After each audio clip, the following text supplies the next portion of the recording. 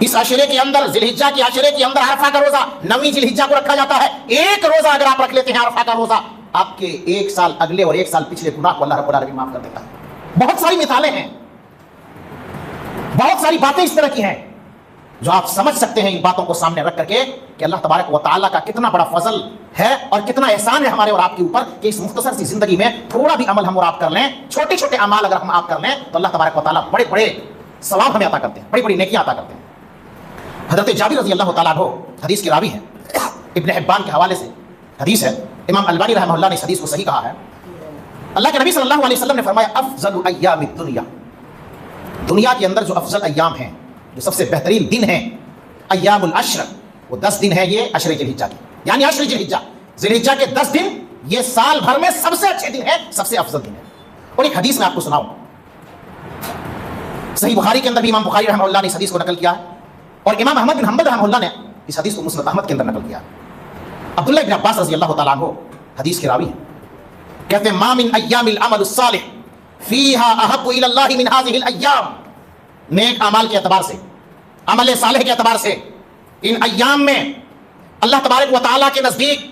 نیک عمل کرنا سب سے زیادہ محبوب ہے. ان 10 دنوں کے اندر اگر کوئی نیک عمل کرتا ہے، کوئی اچھا عمل کرتا ہے، اللہ کو راضی کرنے کی کوشش کرتا ہے، تو اللہ تبارک و تعالیٰ کو ان دنوں میں عمل صالح کرنا، ان دنوں میں نیک عمل کرنا، یہ اللہ تبارک و تعالیٰ کے نزدیک سب سے زیادہ محبوب عمل ہے، سب سے زیادہ محبوب عمل ہے. صحابہ نیکیوں کے بڑے حریص ہوتے تھے، ہمارے جو اسلاف کے نیکیوں کے بڑے حریص ہوتے تھے، ہماری اور آپ کی طرح نہیں ہوتے تھے کہ سن لیے باہر جا کر کے بھول گئے، کریں نہ کریں کوئی فرق نہیں پڑتا،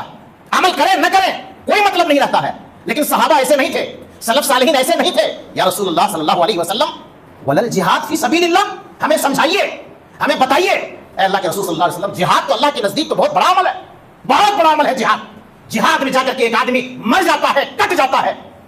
کبھی کبھی غازی بن کر کے واپس لوٹتا ہے. جہاد میں آدمی اپنی جان کو ہتھیلی میں لے کر کے جا کر کے لڑائی کرتا ہے اور جنگ اور جدال کرتا ہے. اللہ کے رسول صلی اللہ علیہ وسلم کیا جہاد سے بھی زیادہ بڑھ کر کے ان 10 دنوں کی زیادہ فضیلت ہے؟ رسول اکرم صلی اللہ علیہ وسلم نے فرمایا قال ولل جہاد فی سبیل اللہ، کہاں